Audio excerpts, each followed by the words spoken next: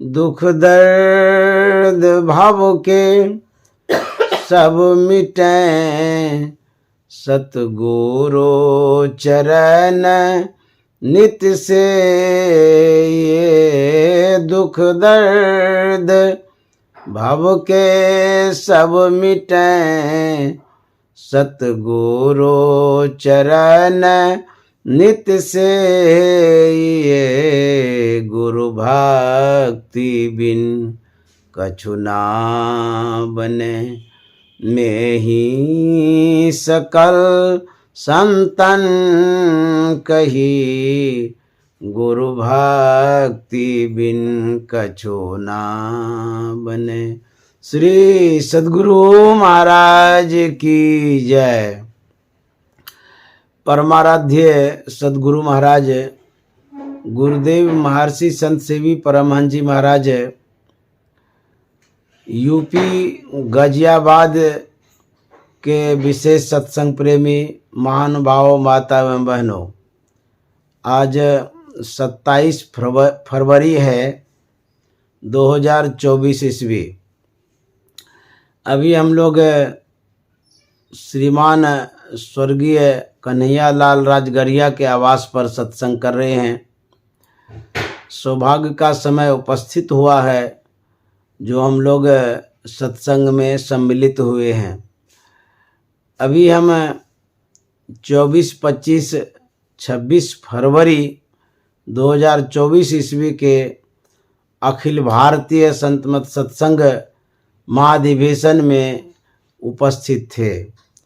वहाँ से सत्संग कार्यक्रम संपन्न कर यहाँ गाजियाबाद आया हूँ सत्संग करने के लिए। तो यह गुरु महाराज की असीम अनुकंपा रही है जो कि गाजियाबाद पहुँच पाया हूँ और सत्संग कर रहा हूँ, क्योंकि यह अवसर मिलता नहीं है जल्दी। गोस्वामी तुलसीदास जी महाराज ने कहा है, तुलसी या संसार में भांति भांति के लोग, सबसे हिलमिल के रो नदिया नाव संजोग। यह तो चलते चलते रास्ते में सत्संग होने लगा। मिले गरुड़ मार्ग में भाई, कवन भांति समझावो तो ही। जब कछु काल करिए सत्संगा, तब कहीं होए मोह भ्रम भंगा। ये तो मार्ग में जो हमारे भगत हैं, श्रद्धालु हैं, सत्संग प्रेमी हैं, उसी रास्ते में मिल गए तो मैं भी आ गया। और इन लोगों ने अपने आवास पर बड़ी श्रद्धा से बुलाया, तो उसी के कारण आज हम सत्संग कर रहे हैं। तो रास्ते रास्ते चलते चलते यह सत्संग हो रहा है। लेकिन संतों ने कहा, एक घड़ी आधो घड़ी, आधो में पुनियाद, तुलसी संगत साधु की हरे कोटि अपराध। यदि एक घड़ी भी सत्संग मिल जाता है, आधी घड़ी भी मिल जाए, तो कहते हैं करोड़ों जो अपराध है, जो भूल है, जो हमसे गलती हो गई है, कहते हैं वह माफ हो जाता है। कोटि करोड़ों अपराध, हरे कोटि अपराध, ये साधु संगति का फल है। तो हम लोग इस सत्संग में उपस्थित हैं। गुरु महाराज ने जो हम लोगों को सिखाया है, बताया है, उन्हीं बातों को आपके बीच रखने जा रहा हूँ। गुरु महाराज का वचन है, नित्य प्रति सत्संग कर ले प्यारा, तेरा कार सरे सारा। गुरु महाराज कहते हैं कि यदि आप रोज सत्संग करेंगे, प्रत्येक दिन मनोयोग पूर्वक श्रद्धा से, तो कहता आपका जो काम है वो बन जाएगा। तेरा कार सरे सारा। और कहते हैं सार कार्य का निर्णय करके धर चेतन धारा। जीवन में जो काम है वह कई प्रकार का हो जाता है। सभी कामों को समेट कर यदि देखेंगे तो वह शरीर सुख से संबंधित काम एक पक्ष का होता है, भौतिक काम जिसे कहते हैं, सांसारिक काम भी कह लीजिए, और दूसरे पक्ष का होता है अभौतिक काम, आध्यात्मिक काम, आंतरिक काम, अलौकिक काम, अर्थात ईश्वर भजन। दो काम हो गया, एक भौतिक काम हो गया, एक आध्यात्मिक काम हो गया। तो गुरु महाराज कहते हैं इन दोनों कामों में जो सार काम है, सार कार्य है, कहते सार कार्य का निर्णय करके धर चेतन धारा, सार काम को निर्धारित करना है, निर्णय करना है, निकालना है। तो सार काम क्या है? गुरु महाराज बतलाते हैं धर चेतन धारा। चेतन धारा क्या है? हमारे शरीर में फैली हुई जो चेतना है, जो शक्तियां हैं, जो परम परमात्मा की अद्भुत शक्ति है, उसे ही चेतना कहते हैं। शरीर में फैली हुई है, उसी को समेटना, केंद्रित करना कहते हैं, इसको धरना है, चेतन धारा। यही सार काम है, मूल काम है। धर चेतन धारा कहाँ धरेंगे? कहते पिंड के पारा, पिंड के पार में। पिंड कहते हैं शरीर को, अब पार में तो शरीर में दो पार्ट है, दो भाग है। एक पिंड का भाग है, आँख से नीचे का भाग, एक ब्रह्मांड का भाग है, आँख से ऊपर का भाग। इन दो भागों में हमारी चेतना फैली हुई है। तो जब आज्ञा चक्र में हम ध्यान करते हैं तो वहाँ पर चेतन का सिमटाव कर सकते हैं। चेतना सिमटाव का वहाँ पर यंत्र है, साधन है, व्यवस्था है। आँख से नीचे जितना भी मार्ग है, जितना भी माध्यम है, वह चेतन धार समेटने में सक्षम नहीं है। इसीलिए कहा कि पिंड के पारा, आँख से ऊपर जो 10वां द्वार है, उसी 10वें द्वार में जाकर के हम अपनी चेतना को समेटेंगे। तो चेतना समेटना कौन बड़ी बात है? कोई भी कह सकता है, लेकिन संत महात्मा कहते हैं बहुत बड़ी बात है। संसार के कामों में आप अनाज समेटते हैं, कपड़ा समेटते हैं, जो काम होता है उसको समेटते हैं। विवाह में बिखरा हुआ सामान है उसको समेटते हैं। किचन में जो सामान आपका है, चाहे खाने का हो, बर्तन हो, कुछ भी हो, उसको समेटते हैं। आपके बेडरूम में जो कपड़ा है उसको समेटते हैं। यह जो समेटते हैं इसको सहेजना कहते हैं, व्यवस्थित करना कहते हैं। अब संत महात्मा कहते हैं कि हमारी जो चेतना है वो कहाँ बिखरी हुई है, जिसको समेटने के लिए कहते हैं। और बिखरने से होता क्या है? हम इंद्रियों के द्वारा बहिर्मुखी हो गए हैं, विषय में पसर गए हैं, फैल गए हैं। हमारी जो चेतना है, जो हमारी शक्ति है, वो काम करती है, लेकिन बाहर में काम करती है। आँख से जहाँ तक देखते हैं वहाँ तक हमारी चेतना काम करती है। कान से जहाँ तक सुन पाते हैं हमारी चेतना काम करती है।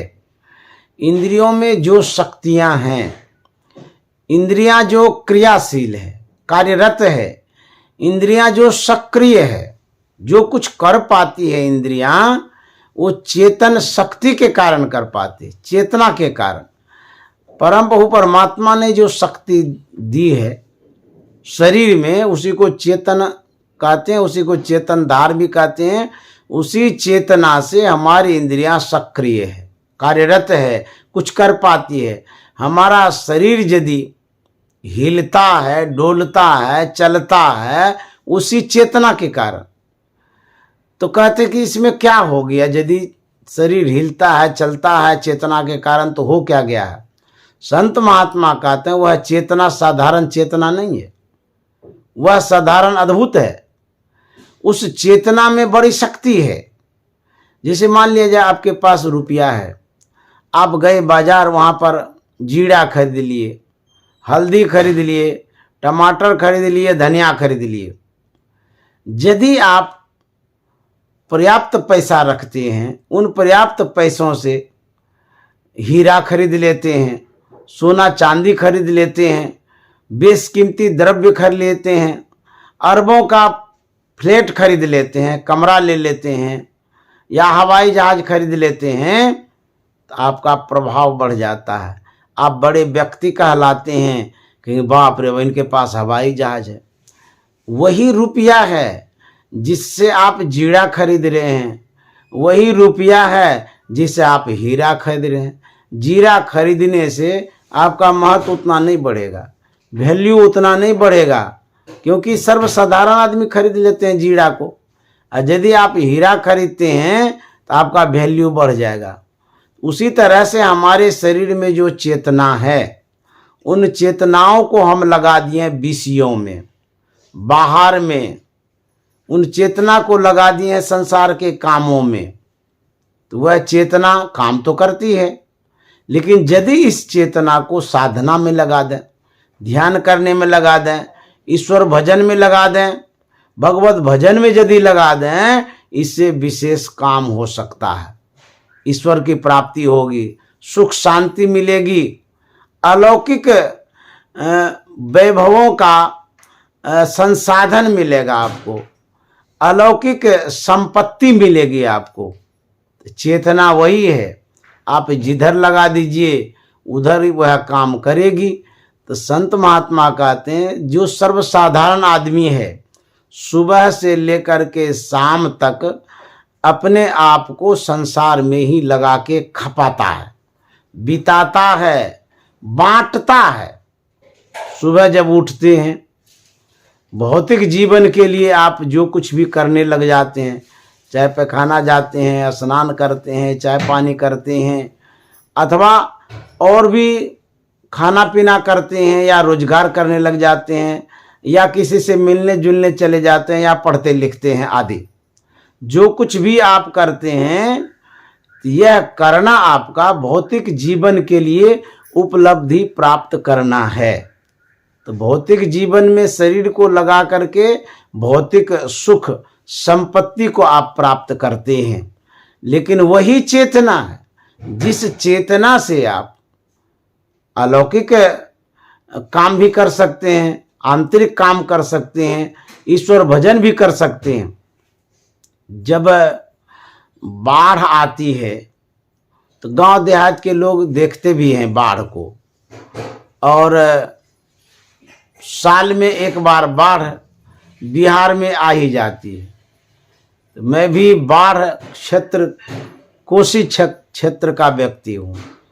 तो जब बाढ़ आती है तो उसमें हम देखते हैं कि पानी का जो फ्लड है, बहाव है, वो पसरा हुआ रहता है, खेत को डुबा देता है, मैदान को डुबा देता है, कहीं कहीं नीचे में घर बना हुआ रहता तो घर को भी डुबा देता है।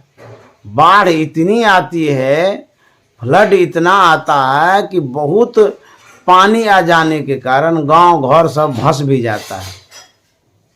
खेत में जो पानी है, बाढ़ वाला पानी, उससे आप विद्युत उत्पन्न नहीं कर सकते, उससे बिजली नहीं उत्पन्न हो सकती है।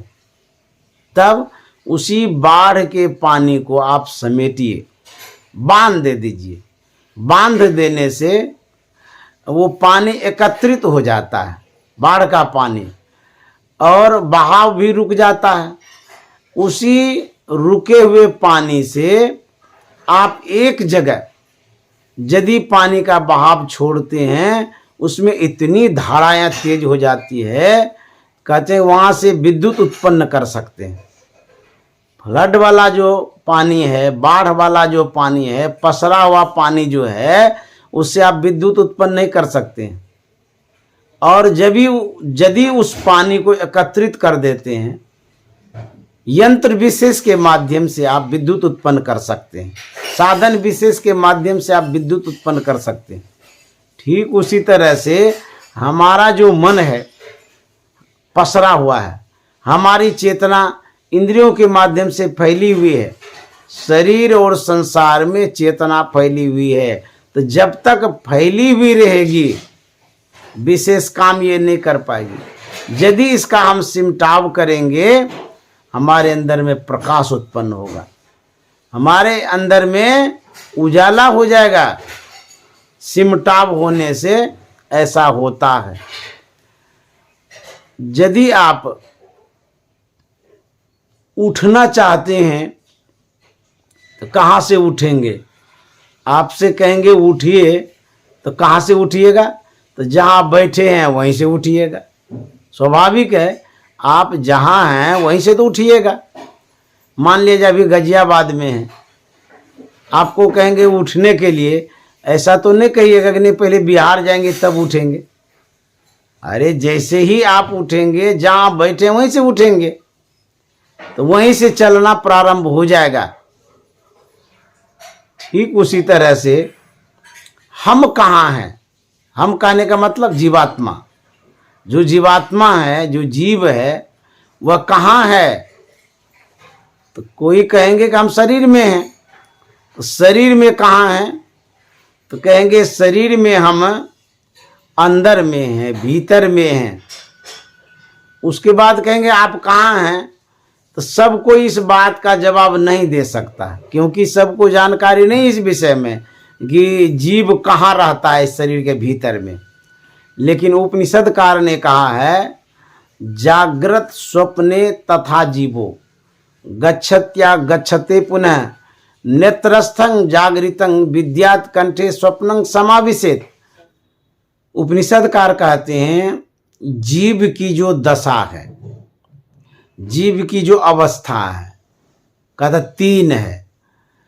जागृत में हम आँख में रहते हैं, जागृत की अवस्था में। जब स्वप्न की अवस्था में जाते हैं तो कंठ में चले जाते हैं। उसके बाद जब सुषुप्ति की अवस्था में जाते हैं तो हृदय में जाते हैं। ये तीन स्थान हुआ, जागृत, स्वप्न और सुषुप्ति। ये तीन स्थानों में हम जाते आते रहते हैं। ये जीव जाता आता रहता है। जगे हुए हैं तो आँख में हैं, सो जाएंगे तो कंठ में जाएंगे, गहरी नींद में जाएंगे तो हृदय में जाएंगे। तो हम कहाँ हैं? भीतर में हैं और जागृत की अवस्था में आँख में हैं। तो जब हम आँख में हैं, यदि हम उठना चाहेंगे तो कहाँ से उठेंगे? आँखें से नहीं उठेंगे। यदि हम कंठ में हैं तो कंठ से उठेंगे। यदि सुषुप्ति में है, हृदय की अवस्था में, तो वहीं से उठेंगे। संत महात्मा कहते हैं जब जगे हुए रहते हैं तो जगत का ज्ञान होता है, संसार का ज्ञान होता है। आँख जब खुली रहती है तो संसार को देखते हैं, संसार का ज्ञान होता है। जब स्वप्ना में चले जाते हैं, कंठ में चले जाते हैं, वहाँ पर ये जागतिक जो संसार है इसका पता नहीं चलता है। तब कहते हैं स्वप्ना में जो संसार है वो स्वप्न जगत है, उसको स्वप्न जगत बोलते हैं। तो हम स्वप्ना में स्वप्न जगत में जाते हैं, जागृत में जागतिक संसार में जाते हैं। जब भीतर चले जाते हैं सुषुप्ति में, हृदय में, तब क्या होता है? कहते हैं वहाँ हमारी अज्ञान की अवस्था है। अज्ञान की अवस्था होने के कारण, अंधकार में होने के कारण हमको ये पता नहीं चलता है कि हम कहाँ हैं। क्यों? हमारी चेतना वहाँ काम करती है, लेकिन सुषुप्त अवस्था में हमें बोध नहीं होता है, ज्ञान नहीं होता है, समझदारी नहीं होती है, क्योंकि गहरी नींद में चले जाते हैं। गहरी नींद घोर अज्ञान की अवस्था है। जब हम सो जाते हैं गहरी नींद में तो कुछ भी पता नहीं चलता है, किसी को भी नहीं पता चलता। मुंह में मिश्री देंगे तो मीठा का पता नहीं चलेगा। यदि आपके मुंह में नीम देंगे तो तीता का भी पता नहीं चलेगा। क्यों? इसलिए नहीं चलेगा कि हमारी जो चेतना है, चेतन तत्व, चेतन शक्ति, वह सिमट गई है। कहाँ चली गई है? नीचे चली गई है। गहरी नींद में हम नीचे चले जाते हैं तो चेतना हमारी नीचे काम करती है, जहाँ ये रहती है वही काम करती है। और जब हम ऊपर उठते हैं, कंठ में आते हैं, तो वहाँ स्वप्न जगत में जाते, स्वप्नाने लगते हैं, स्वप्न देखने लग जाते। वो भी एक जगत है, वो भी एक संसार है। स्वप्न जगत उसको बोलते हैं। तो वहाँ काम करने लग जाती चेतना। फिर जब हम उठते हैं, आंख खुलती है, जागृत अवस्था में आते हैं, तब हम संसार को पहचानने लग जाते हैं कि संसार में घर है, मकान है, दुकान है, बाल है, बच्चा है, ये है काम धंधा। तो जब उठते हैं ऊपर, तो कहाँ आंख में जब आते हैं तो संसार का ज्ञान होता है। संत महात्मा कहते हैं ये जो 3 अवस्था है, 3 स्थान हो गया, गहरी नींद का, कंठ का, जागृत का। तो ये 3 स्थान और 3 अवस्था भी हो गई। जागृत में जब आते हैं तो अभी जागृत की अवस्था है, सब ज्ञान हो रहा है। स्वप्न में जाएंगे, स्वप्न की अवस्था है, वहां आधा ज्ञान होता है, आधा अधूरा वाला। स्वप्न वाला ज्ञान क्या है? झूठे वाला है, असत्य ज्ञान है। जैसे स्वप्ना में देख लिए कि हम हवाई जहाज से उड़ रहे हैं, यहाँ तो बेड पर घोलट रहे हैं, आकाश हवाई जहाज में घूम रहे हैं। तो स्वप्न तो झूठा होता है। तो उस झूठे जगत में हम घूमते रहते हैं। उसके बाद गहरी नींद में जाते हैं तो वहाँ कोई जगत ही नहीं है, अज्ञान अवस्था वाला है। तो 3 स्थान हो गया, जागृत, स्वप्न और सुषुप्ति। 3 अवस्था हो गई, जागृत की अवस्था, स्वप्न की अवस्था, सुषुप्ति की अवस्था। इन तीनों में जो हम जाते रहते हैं तो हम लोगों को सही ज्ञान नहीं होता है। संसार में हम जो रहते हैं तो संसार को जो कुछ भी हम पहचान पाते हैं, संसार को संत महात्मा कहते हैं ये सब झूठे है, सब असत्य है। जागृत अवस्था में जो कुछ भी लेना देना, खाना पीना, हेन टेन होता है, संत महात्मा कहता सब झूठे है, ये भी स्वप्न है। संत महात्मा कहते इस अवस्था में हम लोग स्वप्न देख रहे हैं, मोह निशा सब शोभा निहारा। कैसे स्वप्न देखते हैं? अज्ञान की अवस्था में रह करके हम स्वप्न देखते हैं। आंख से दिखाई दे रही है, आंख से देखते हैं, लेकिन संत महात्मा कहते हैं ये अज्ञान की आंखें हैं, अज्ञान की अवस्था है, मोह की आंखें हैं। कहते मोह निशा सब शोभा निहारा। देखिए सपन अनेक प्रकारा, सब जो देख रहे हैं सब स्वप्ने हैं, जितना भी प्रकार का देख रहे हैं अनेक प्रकारा। तब कहता यही जग जामनी जागे जोगी, परमारथी प्रपंच वियोगी। इस संसार में कौन जगे रहते हैं? जोगी, साधु महात्मा जगे रहते हैं। और वो जोगी कैसे होते हैं? कहते हैं प्रपंच वियोगी, वो माया त्यागी होते हैं। संसार से उपराम रहने वाले जो साधु हैं, कहते हैं वही जगे रहते हैं। अज्ञान की अवस्था से उठे हुए साधु रहते हैं। और संसार के लोग मोह निशा सब सो बनिहारा, सभी कोई मोह में, अज्ञानता में सोए हुए हैं। तो हमारी जो चेतना है वह काम करती है। जब जग जाते हैं तो हमारे गोस्वामी तुलसीदास जी महाराज ने कहा ये जो 3 अवस्था है, 3 अवस्था तजऊं। कौन कौन अवस्था हो गया? जागृत, स्वप्न और सुषुप्ति, ये 3 अवस्था है। तो कहते हैं इसको तजो, छोड़ो, 3 अवस्था तजऊं। तो करना क्या है? कहते भजहु भगवंत, भजन करिए। किसका? भगवान का। तीनों अवस्थाओं से ऊपर उठ करके जब आप भजन करेंगे तब सही में आप भगवान का भजन कर सकते हैं। अन्यथा ये माया का भजन होगा, संसार का भजन होगा, स्थूल भजन होगा, सगुण साकार का भजन होगा। असली भजन यदि करना चाहते हैं तो कहते हैं इन अवस्थाओं से ऊपर उठिए। किस अवस्था में जाएंगे? कहते चौथी अवस्था में चलिए। जागृत, स्वप्न, सुषुप्ति के बाद एक अवस्था है जिसको तुरीय अवस्था कहते हैं, चौथी अवस्था कहते हैं। जब चौथी अवस्था में जाएंगे तब जाकर के सही में भजन होगा। इसी के लिए गुरु महाराज कहते हैं कि सारे कार्य का निर्णय करके धर चेतन धारा। चेतन धारा धरना होगा। कहाँ धरना होगा? पिंड के पारा।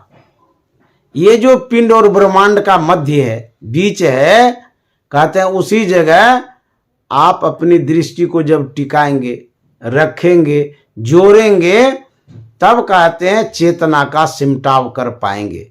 जब चेतना का सिमटाव होगा तब आपका निज काम, मूल काम, सही काम, सार काम होगा। अन्यथा आपका अपना काम नहीं हो रहा है। कहते हैं धर चेतन धारा पिंड के पारा दसम द्वारे का। वो जो चेतन धारा धरा जाएगा कहाँ पर? आज्ञा चक्र में।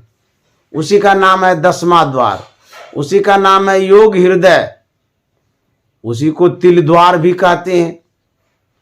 तो इस तरह से उसका नाम है। तो आज्ञा चक्र में 10वां द्वार में जब जाएंगे तब जाकर के भगवत भजन होगा, भगवान का भजन होगा, तब निज काम होगा। तो गुरु महाराज कहते हैं कि 10वें द्वारे का जब वहां पहुंचते हैं तब क्या होता है? आज्ञा चक्र में जब हम पहुंचते हैं तो अज्ञानता से उठ जाते हैं, अंधकार से उठ जाते हैं, मोह से उठ जाते हैं। जो राग है, जो विषयासक्त हो गया है मन, उससे आप ऊपर उठते हैं। तो गुरु महाराज कहते हैं कि जब वहां जाते हैं 10वां द्वार में तब ज्योति जग जावे, अति सुख पावे शब्द सहारे का। ज्योति अर्थात प्रकाश, प्रकाश की प्राप्ति होगी, उपलब्धि होगी। कहां पर? 10वां द्वार में, आज्ञा चक्र में। तो जब तक नीचे में है तो कहते हैं अंधकार में है, अज्ञानता में है, मोह में है, भूल भरम होते रहेगा। संत राधा स्वामी साहब कहते हैं इस नगरी में तिमिर समाना, भूल भरम हर बार, खोज करो अंतर उजियारी, छोड़ चलो नौ द्वार। किस नगरी में? एक नगरी नहीं है, कई एक नगरी है। कबीर साहब कहते हैं कोई चतुर न पावे पार, नगरिया बाबरी, कोई चतुर न पावे पार, नगरिया बाबरी। लाल लाल जो सब कोई कहे, सबकी गांठी ला, गांठी खोल के पढ़खे नाही, तासो भयो कंगाल, नगरिया बाबरी, कोई चतुर न पावे पार, नगरिया बाबरी। कबीर साहब कहते हैं जो नगरिया है, नगर जहां आप रहते हैं उसको नगर कहते हैं। यह शरीर भी एक नगर है। कहते इस नगर में हम रहते हैं। तो राधा स्वामी साहब कहते इस नगरी में, शरीर रूपी नगर में तिमिर समाना, कहते हैं अंधकार समाया हुआ है, अंधकार ही अंधकार है। तो जब अंधकार में रहते हैं तब क्या होता है? भूल भरम हर बार, भूल भी होती है, भरम भी होता है। भूल और भरम क्या है? जैसे किन्हीं वस्तुओं का भूल जाते हैं, विस्मृति हो जाती है, यादाश्त जब खो जाती है उसको भूल कहते हैं। जैसे कि आप जा रहे हैं स्नान करने के लिए, कंधे पर तौलिया है, लेकिन आप विस्मृत हो गए हैं, भूल गए हैं, कहते हैं कि हमको तौलिया दे दीजिए, स्नान करने के लिए जाएंगे।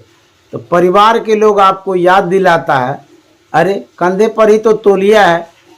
फिर आप तौलिया खोजते हैं, तो जब देखते हैं कंधे पर तौलिया, अरे सही में कंधे पर तौलिया है और हम तो भूल गए थे। तो इस तरह से विस्मृति हो जाती है, भूल हो जाती है। क्यों? अज्ञानता के कारण, अंधकार के कारण। भूल भरम हर बार, कहते खोज करो अंतर उजियारी, भीतर में प्रकाश होगा, इसकी खोज करिए। प्रकाश है, खोज करेंगे तब पता चलेगा। खोज करो अंतर उजियारी, और कहता छोड़ चलो 9 द्वार।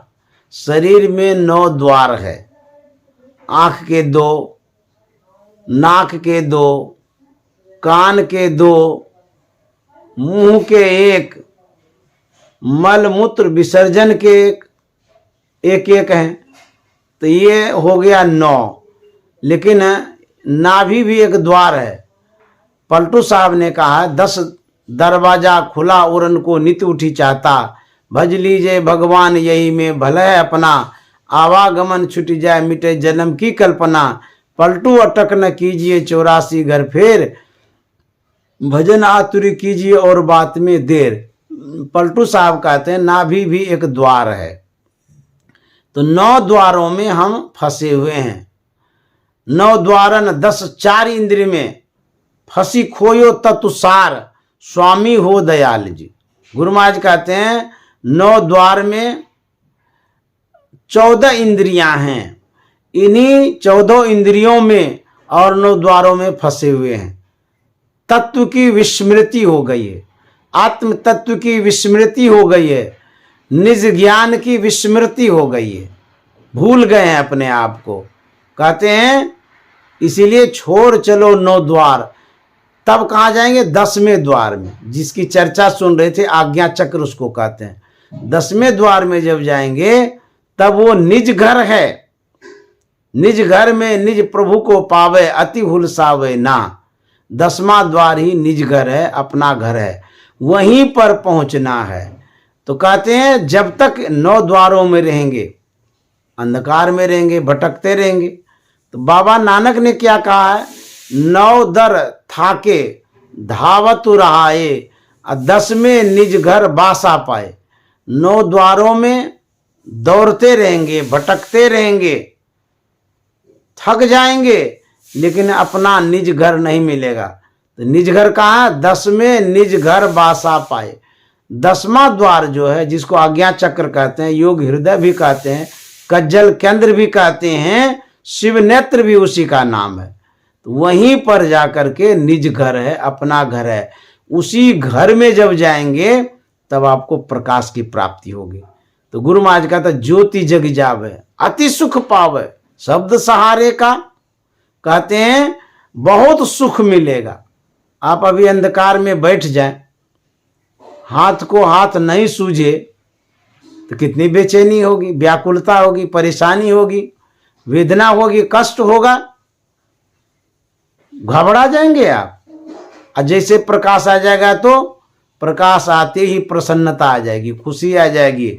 इसकी खोज संतों ने की है, उसी के लिए संत महात्मा कहते हैं कि आपका जो अपना निज काम है वह चेतन धरना है, चेतन को पकड़ना है, इसीलिए अंतर में प्रवेश करना है। इसीलिए कहता धर चेतन धारा। लेकिन जो अनभिज्ञ है, अनारी है, अनजान है, जिसे अंतर ज्ञान का कुछ भी पता नहीं है, तो वो क्या करेंगे? वो कैसे ढूंढेंगे? एक लघु कथा के माध्यम से बताना चाहते हैं। ढूंढते तो हैं, लेकिन जहाँ ढूंढना चाहिए, जिस तरह से ढूंढना चाहिए, उस तरह से नहीं ढूंढ पाते हैं। इस कथा के माध्यम से अवश्य समझ जाएंगे तो कहाँ ढूंढना है, कैसे ढूंढना है।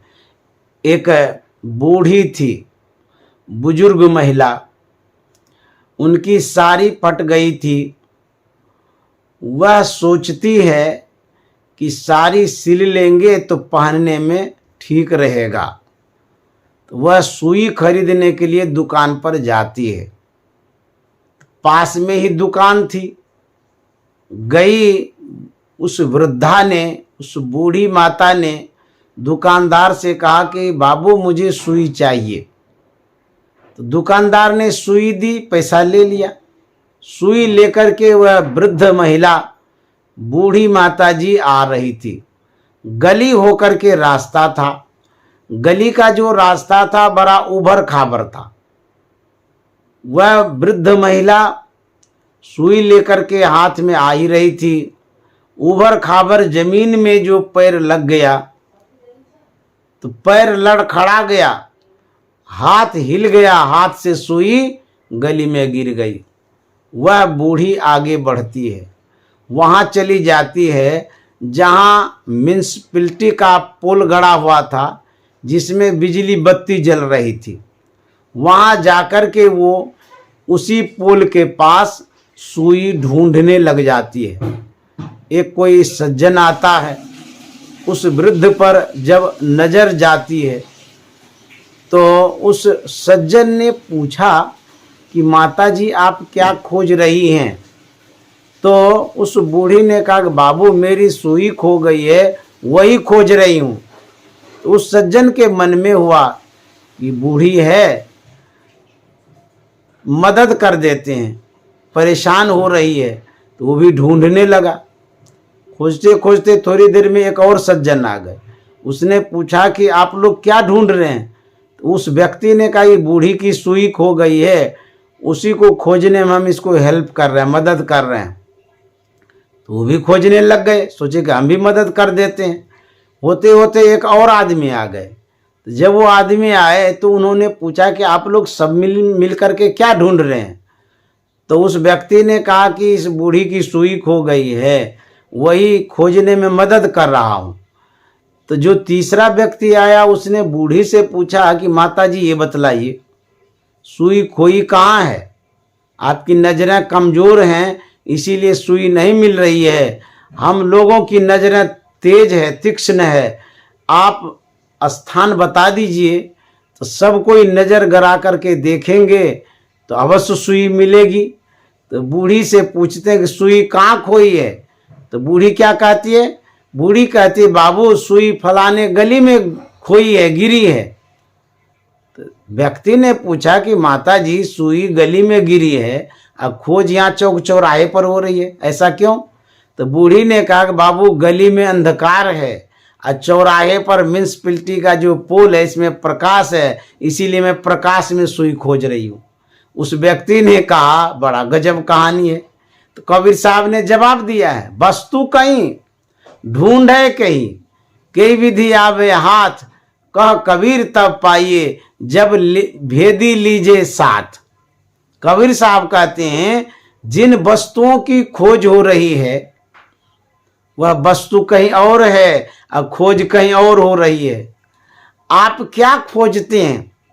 संसार का लोग क्या खोजता है? सुखे तो खोजता है, सुख खोज रहे हैं, शांति खोज रहे हैं, चैन खोज रहे हैं। गले का चैन नहीं, जीवन का चैन जिसमें शांति मिलती है। तो कहते हैं उस चैन की खोज कहाँ हो रही है? चैन की खोज विषय में हो रही है, बाजार में हो रही है, वस्तुओं में हो रही है, व्यक्तियों के बीच में हो रही है। वह चैन, वह सुख, शांति मिलती नहीं है। खोज तो रहे हैं लेकिन जहां खोजना चाहिए वहां नहीं खोज रहे हैं। सुख, चैन, शांति आखिर कहाँ है? लोग खोजते हैं रुपया में, पैसा में, धन में, परिवार में, कुटुंब में, समाज में, जमीन में, जायदाद में, घर में, मुलायम सैया पर सुख खोजते हैं, लेकिन मिलती क्यों नहीं है? इसलिए नहीं मिल रही है कि वस्तु वहां है नहीं। किस सुख की खोज में आप हैं? किस तरह का सुख आपको चाहिए? एक दिन का सुख चाहिए? कहेंगे नहीं नहीं, एक दिन के बाद दुख हो जाए, कौन पसंद करता है? 2 दिन का सुख ले लीजिए, कहते नहीं वो भी पसंद नहीं है। 10 रोज का, कहते वो भी पसंद नहीं है। 1 साल का, उसके बाद दुख हो जाएगा तो कहते वो भी पसंद नहीं है।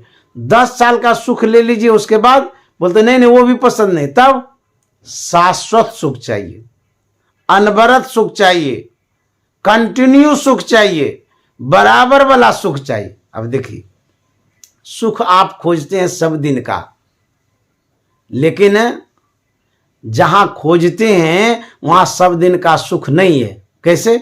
जैसे मान लिया आप भोजन में सुख खोजते हैं ना, तो रोटी, भात, सत्तू, हलवा, रसगुल्ला खाते हैं, कहते बाप रे बड़ा सुख मिला। तो कितनी देर के लिए मिला?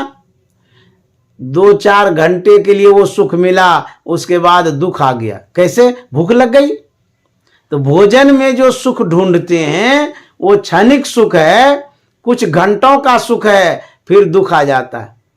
मुलायम सैया पर आप सोते हैं तो सो करके आराम मिलता है ना। तो मुलायम सैया पर जो आप सुख खोजते हैं, कितनी देर के लिए? अरे 2-4 घंटे तक जब सोते हैं तो थक जाते हैं, सोते सोते मन उबिया जाता है, सोचते हैं कि दो अब कितना सोएंगे, उठ करके अब आप बाहर चले जाते हैं। तो वो जो मुलायम सैया पर सुख खोज रहे थे वह भी सुख रफू चक्कर हो गया, वह भी सुख भाग गया, उस मुलायम सैया पर भी कुछ घंटे का ही सुख मिला, उसके बाद फिर सुख मिलवे नहीं किया।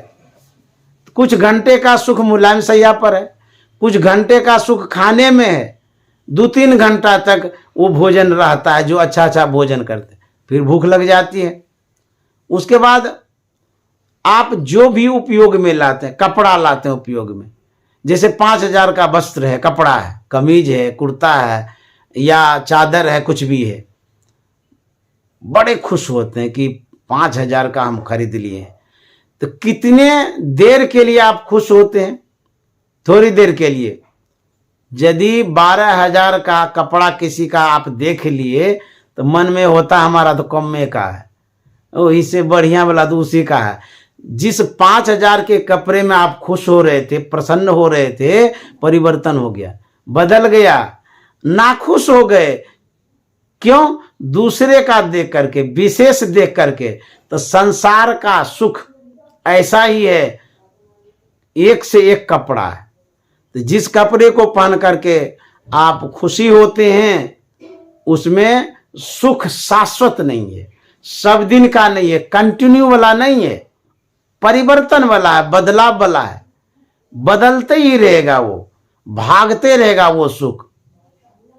हमारे गुरु महाराज ने कहा है कि शांति स्थिरता व निश्चलता को कहते हैं। शांति को जो प्राप्त कर लेते हैं संत कहलाते हैं। संतों के मत व धर्म को संत मत कहते हैं। शांति प्राप्त करने का प्रेरण मनुष्यों के हृदय में स्वाभाविक है। अब देखिए गुरु महाराज क्या कहते हैं, जो शांति है उसी को तो सुख कहते हैं। शांति मिल जाए, सुख मिल जाए, चैन मिल जाए, सुकून मिल जाए, एक ही बात है। तो शांति प्राप्त करने का प्रेरण, प्रेरणा फोर्स जो होता है, प्रेरणा फोर्स जो प्रेरित कर देते हैं, आप पर दबाव जो डालते हैं, उसी को फोर्स भी कहते हैं। तो हमारे अंदर में सुख प्राप्ति का, शांति प्राप्ति का, सुकून प्राप्ति का प्रेरणा हो रही है। कैसे? नेचुरल, प्राकृतिक है, वास्तविक में हो रही है, वो भीतर से हो रही, परम प्रभु परमात्मा के द्वारा प्रेरणा हो रही है कि हम शांति प्राप्त करेंगे, सुख प्राप्त करेंगे। यह होता है, उसके लिए लोग प्रयत्न भी करता है। तो कहाँ करता है? गुरु महाराज कहते हैं इसी प्रेरण से, शांति की जो प्रेरणा नेचुरल हो रही है, प्राकृतिक हो रही है, उसी प्रेरणा से प्रेरित होकर के इसकी पूरी खोज की। किसने? संतों ने। संसार के लोग भी खोज करते हैं, लेकिन खोज करते हैं खाने में, आने में, जाने में, सिनेमा में, पहनने में, हंसी मजाक करने में, घूमने में। इसमें वो खोज कर रहे हैं कि हमको सुकून मिल रहा, रिलैक्स हम हो गए। लेकिन वो रिलैक्स कितने देर के लिए? थोड़ी देर के लिए, उसके बाद तुरंत टेंशन हो जाता है। तो कहते हैं संसार का लोग खोजता है कहाँ? बाहर में, विषय में, बाजार में, व्यापार में, कारोबार में, खाने पीने पहनने में। और संत जो खोजते हैं उसी प्रेरण से प्रेरित होकर के संत भी खोजते हैं। कहाँ? भीतर में, बाहर में नहीं, भीतर में खोजते हैं। हमारा जो बॉडी है, जो शरीर है, इसी के भीतर में शांति है, सुकून है, सुख है। तो संत भीतर खोजते हैं। कैसे खोजते हैं? शरीर से नहीं, गुरु युक्ति से, दीक्षा लेकर के, समझदारी के साथ, गुरु से ज्ञान लेकर के भीतर घुसते हैं। वो एक कला है, जब तक कला नहीं आपके पास होगी भीतर नहीं घुस सकते हैं। तो संत महात्मा शांति की खोज भीतर में, शरीर में खोजते हैं। अब भौतिक वैज्ञानिक कहाँ खोजते हैं? भौतिक वैज्ञानिक इन वस्तुओं में खोजते हैं। चले गए आकाश मंडल में, चांद पर चले गए, वहां बड़े खुश होते हैं कि हम चांद पर आ गए। कितने देर के लिए खुश होते हैं? उससे विशेष खोज करने वाला खोज रहा है, सूर्य पर चला जाएगा तो दो हमारा तो कम में हो गया, बेकारे हो गया। ये जो सुख और शांति आप मान रहे हैं जिस चीज में, वो सदा के लिए नहीं है। लेकिन संत महात्मा का तो यदि आप ध्यान करेंगे, भीतर प्रवेश करेंगे, मेडिटेशन करेंगे, भीतर जब जाएंगे, वह सुख मिलेगा जो परिवर्तित नहीं होती, बदलती नहीं है सुख। तब आपको शांति होगी, टेंशन नहीं होगा। लोग बेचैन हो जाते हैं, परेशान हो जाते हैं। किसमें? संसार के वस्तुओं में। यदि भौतिक संसाधन से सुख मिलता तो भगवान बुद्ध तो राजा का लड़का था, उसको कौन चीज की कमी थी? राजपाट जितना वो सुख था सब त्याग देता है। कहाँ चला जाता है? वीरान जंगल में, एकांत में। किस लिए जाता है? साधना करने के लिए, ध्यान करने के लिए जाता है। वही जो भीतर में सुख है उसी की खोज में भगवान बुद्ध जंगल गए। भगवान महावीर भी जंगल चले गए, वो भी जंगल में खोजने के लिए चले गए। संत महात्मा खोजते हैं भीतर में। सम्राट अशोक का नाम सुने होंगे। तो जब सम्राट हैं, सम्राट का मतलब होता है बहुत सारे राज्यों को अपने कब्जे में करने वाला, आधिपत्य जमाने वाला को सम्राट। कई एक राज्यों के अधिपति को सम्राट कहते। सम्राट अशोक उतने बड़े अधिपति थे, फिर भी सब कुछ का त्याग करके भगवान बुद्ध के ज्ञान तले चले गए, उनके ज्ञान के अनुसार प्रचार प्रसार करने लगे। तो भौतिक संपदा जब थी ही, अब फिर चले गए बैरागी के साथ, त्यागी के साथ, जंगल में जो घूमते हैं उनके पास। आप सम्राट शिवाजी महाराज को जानते होंगे, महाराष्ट्र के संत हैं सम्राट शिवाजी महाराज। सम्राट थे, बहुत बड़े सम्राट, राजा से भी बढ़कर के सम्राट होता है। उनको तो कोई कमी नहीं थी, लेकिन फिर भी उन योगी के पास जाते हैं, उन महात्मा के पास जाते हैं, समर्थ गुरु रामदास जी महाराज के पास जाते हैं, जिनके पास संसाधन नहीं है, भौतिक संपदा नहीं है। फिर क्यों चले गए उनके पास? इसलिए गए कि जो आध्यात्मिक संपदा है, आध्यात्मिक सुख और शांति है, वो संत के पास है, योगी के पास है। जो बैरागी हैं, जो त्यागी हैं, उनके पास वो निधि है, अंतर का निधि, अलौकिक निधि, अद्भुत निधि। वो संसार के लोगों के पास नहीं है, क्योंकि वो साधना से प्राप्त होता है। ऐसे रुपया पैसा से आप नहीं खरीद सकते हैं शांति को। एक करोड़पति थे,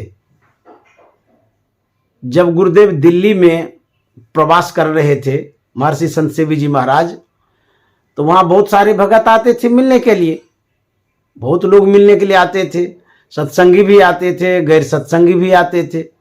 एक करोड़पति आए मिलने के लिए, तो गुरुदेव के करीब गए।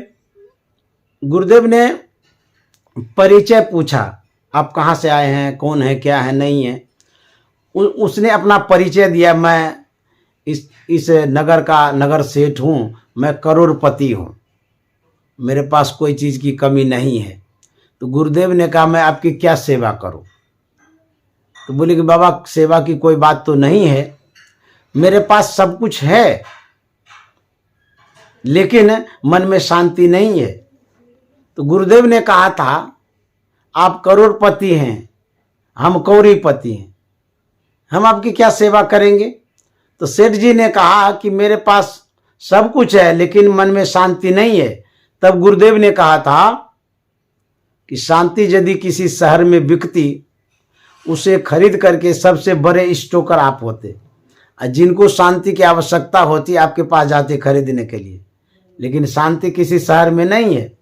बड़े बड़े बिग बाजार में आप जाते हैं, मॉल में जाते हैं, V2 सब जो मॉल होता है विदेशियों का मॉल है, हो सकता है वो लोग शांति बेचते होंगे। आप जाकर के कहिएगा यहीं गाजियाबाद में बड़का मॉल जो होगा, शॉपिंग मॉल, तो उसको कहिएगा कि भाई जितना रुपया आपको चाहिए उतना तुम ले लो और शांति की एक पुड़िया दे दो। वो कहेगा कहाँ से पागल ही आ गया। अच्छा, शांति खोजना कोई पागल का काम है? अच्छा, खोजने वाला पागल है या जो बेचता है सामान को वो पागल है? कहेंगे कि पागल है ये, शांति की पुड़िया कहीं मिलती है। तो बोले भाई तब शांति जो शब्द है वो खराब शब्द है क्या? शांति नहीं चाहिए क्या? बोले हाँ शांति तो चाहिए। तो बोले शांति चाहिए तो हम पैसा दे रहे हैं, दो, इसमें क्या बात है, पैसा ले लो, शांति दे दो। कहेंगे हम शांति नहीं बेचते हैं। तो बोले तब शांति कहाँ मिलेगी? वो कहेगा हमको पता भी नहीं है।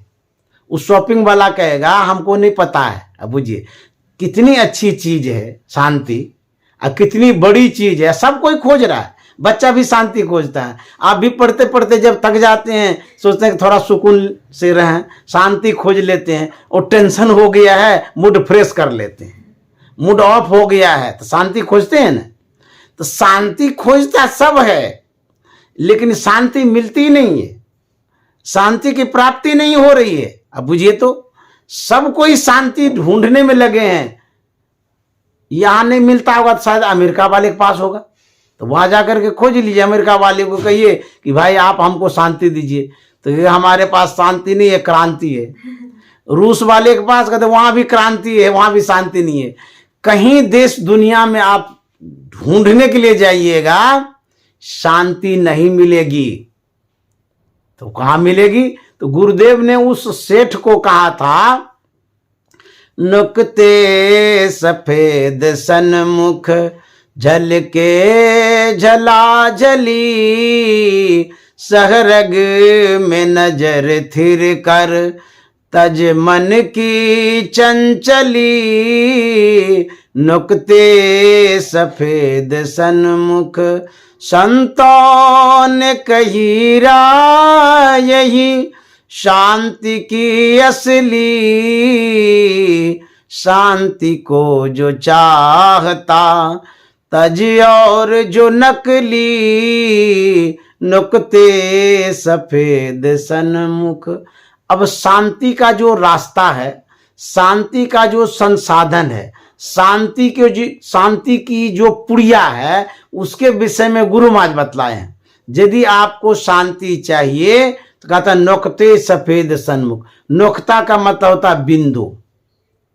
तो जो पॉइंट है, जो बिंदु है, वह संत सदगुरु बतलाते हैं बिंदु ध्यान के लिए। यदि आप बिंदु ध्यान करते हैं, उसी बिंदु ध्यान में शांति मिलेगी। और दुनिया में कहीं शांति नहीं मिल सकती है। कहेंगे कि बिंदु ध्यान से कैसे शांति मिलेगी? टेंशन में कौन होता है? टेंशन में मन होता है ना। आपका शरीर प्रभावित होता है टेंशन से। जैसे समस्याएं जब आती है, जैसे एग्जाम के समय जब आप तैयारी करते हैं, उस समय ऐसा ऐसा क्वेश्चन टफ सब आता है कि टेंशन हो जाता है। तो उससे टेंशनाइज जो होता है मन होता है, टेंशन मन में आता है। अब मन जब टेंशन में आता है, पर इफेक्ट पड़ता है, प्रभाव पड़ता है, तो मन टेंशन में आता है। अब संत महात्मा कहते ये जो मन है, ये मन क्यों टेंशन में आया? क्योंकि जिस चीज में मन को आप लगाए हैं, चाहे पढ़ने में या किसी भी कारोबार में, जहां भी मन को आप लगाए हैं, आपके मनो अनुकूल नहीं हो रहा है। जैसे आप एग्जाम की तैयारी कर रहे हैं, तो आप चाहते हैं कि हमको सब याद हो जाए, होता नहीं है। तो नहीं होने के कारण आपके विपरीत हो रहा है काम, आपको गुस्सा आ जाता है, वो याद ही नहीं होता, पढ़ भी नहीं करेंगे, छोड़ देते हैं। तो ये जो टेंशन है, हमारी इच्छा के विपरीत जो होता है। मन जैसा जैसा चाहता है वैसा नहीं होता है, इसीलिए टेंशन होता है। तो मन को टेंशन होता है, हमको टेंशन थोड़ा होता है। तो मन को टेंशन होता है। तो जो मन को टेंशन होता है, इसी मन को कहते हैं कि टेंशन फ्री करना है। तो मेंशन करना होगा, तब कंप्रोमाइज करना होगा। तो कैसे कंप्रोमाइज करेंगे? मन को मनाने के लिए मन का भी मानना होगा, तब न मन मानेगा। जैसे मान आपका कोई फ्रेंड है, कोई दोस्त है, तो आप उसको मनाना चाहते हैं। तो जब मनाना चाहते हैं वो नहीं मानता है, तो उस बीच में मध्यस्थता करनी पड़ती है कि उनकी भी कुछ बात रखी जाए और हमारी भी कुछ बात रखी जाए, तब ना तालमेल होगा।